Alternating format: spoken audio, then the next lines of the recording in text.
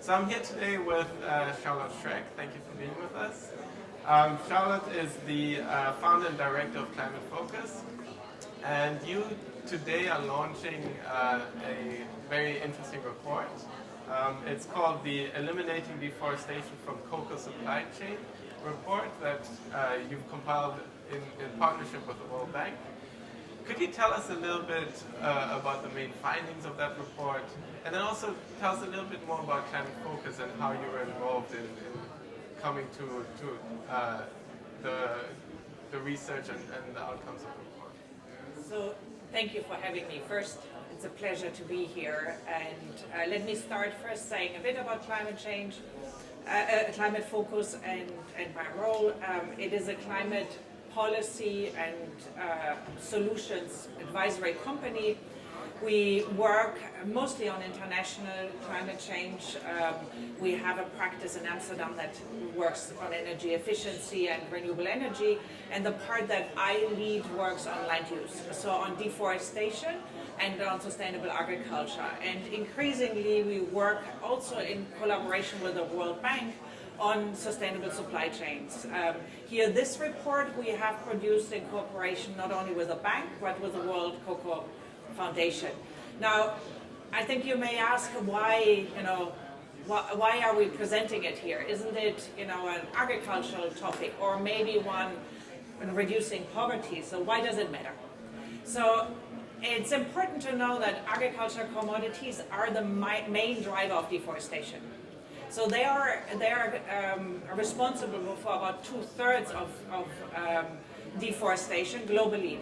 Mostly it is what we call the big four. It's soy, beef, palm oil and wood products.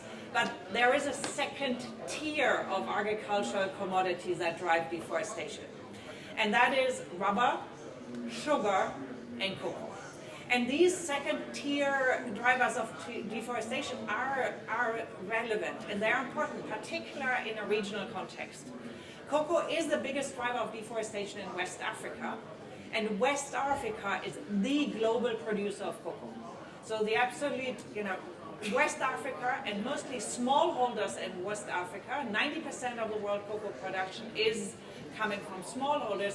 They cater to our sweet tooth in the world. And these smallholders face a problem that if you summarize, it's old trees and old people. So it is a declining productivity in these countries. It's small farms, they don't have money to invest, they don't have technical capacity. So what they do is they mine the forest and soil to maintain productivity and really survive on the basis of cocoa. And that is not sustainable. It's a big problem for climate change. It's a big problem for the countries that produce cocoa. And it is a big problem for climate resilience also. Absolutely. So it's also that question of where do you get the funding and the technology to help implement those solutions. And within the cocoa supply chain, are you seeing the mobilization of the private sector to help deliver those financial services as well as the technology? Or is it coming more from the national governments? And international donors. I think all have a role to play. For national governments, it is important that they wake up to the problem. Smallholders are responsible for a lot of the GDP in Cote d'Ivoire and Ghana. And at the moment, the governments are often concerned because the world price on cocoa is going down, and there is a concern that if you now support productivity, you increase productivity and you would drive prices further down.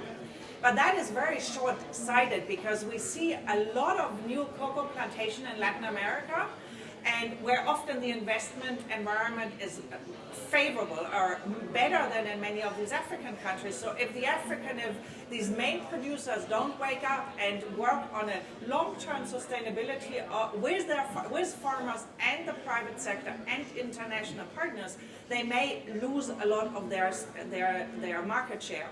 Absolutely. And so the other component of this conference is really the market side.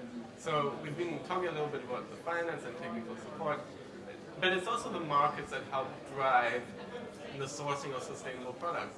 So what is your message for chocolate consumers out there, considering the report you've been co-authoring? generally, I would always say that consumers need to become a lot more aware of what they eat. And one thing is, of course, changing diets, so eat less meat and be more sustainable.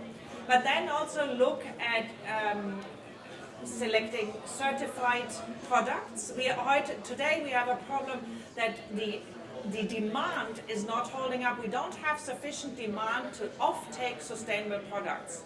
And that's the first thing what the companies will tell you. There is no sufficient demand, and hence there is no pull. We are working with the World Bank and partners on the push in the market, but the market needs to pull it. And there the consumer have a very important role. And at the moment we have a demand gap, and I can just call on everybody, look at what you are eating and also look how it is produced and select certified products. Absolutely, and thank you so much for sharing your insight, and thank you very much for the interview.